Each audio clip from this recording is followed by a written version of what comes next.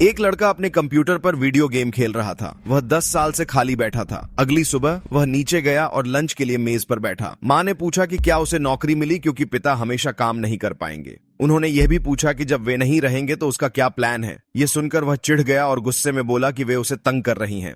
उन्होंने जवाब दिया कि वह हमेशा कहता है मैं संभाल लूंगा, लेकिन कुछ नहीं बदलता। हताश होकर वह खड़ा हो गया और बोला कि उसकी भूख मर गई, फिर वहां से जाने लगा। वह जानता था कि वह गलत कर रहा था, लेकिन हाई स्कूल पास करने के बाद वह एक साधारण यूनिवर्सिटी में गया और वहां से ग्रेजुएट हुआ।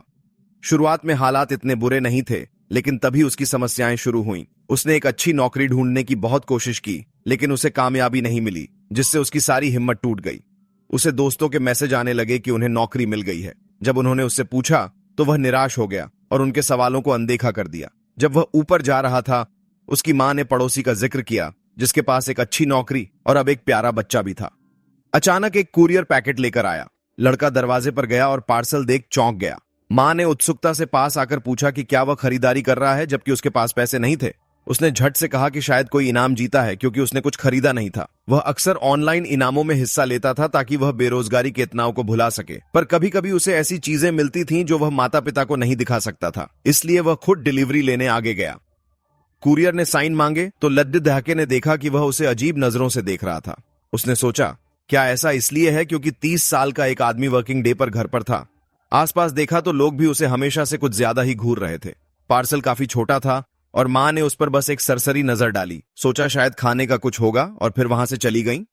वह कमरे में गया, पार्सल खोला और अंदर एक नोट और डिस्क मिली। डिस्क पर शीर्षक था जिस पर विलेज ऑफ फेट लिखा था और उसे लगा शायद ये कोई गेम है। उसने नोट पढ़ा जिसमें लिखा था कि उसे गेम टेस्टिंग के लिए चुना गया है। नोट में यह भी बताया गया था कि इस गेम में लेटेस्ट AI तकनीक है और यह दुनिया में पहला है जिसके पात्र इंसानों की तरह सोच और काम कर सकते हैं। उसे यह बढ़ा चढ़ा कर लगा। उसने गेम का विवरण और नियम पढ़े। एक शर्त थी कि उसे वादा करना होगा कि वह ऑनलाइन गेम की कोई जानकारी नहीं देगा। उसे अजीब लगा कि कोई आधिकारिक एग्रीमेंट नहीं था और वो वादा यूज बस एक मामूली कॉन्ट्रैक्ट जैसा ही लगा। एक और नियम यह था कि खेलते वक्त यूज हर समय इंटरनेट से जुड़ा रहना होगा और अगर गेम में गाउन वाले मारे तो वो फिर दोबारा कभी गेम नहीं खेल पाएगा। वो नियम सुनकर हैरान हुआ और यूज लगा कि ये थोड़ा ज्यादा ही सख्त है। जिज्ञासा में उसने village of fate online search किया पर कोई नतीजा नहीं मिला।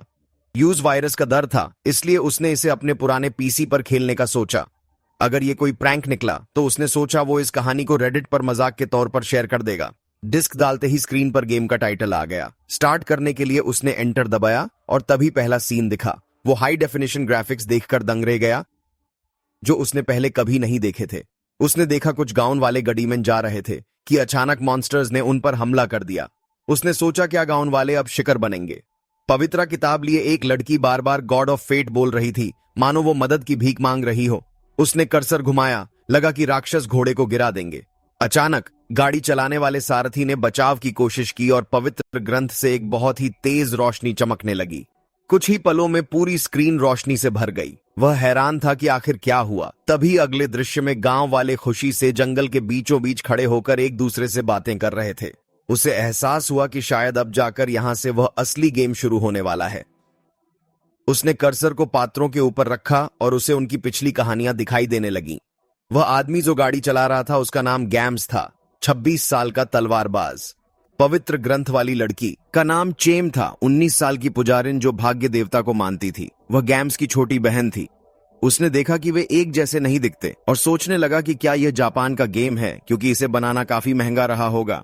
इतने बढ़िया CG के कारण यह ऑनलाइन चर्चा में होना चाहिए, पर सोचा बाद में देखेगा। वो बाकी किरदारों का विवरण देखने के लिए ज्यादा उत्सुक था।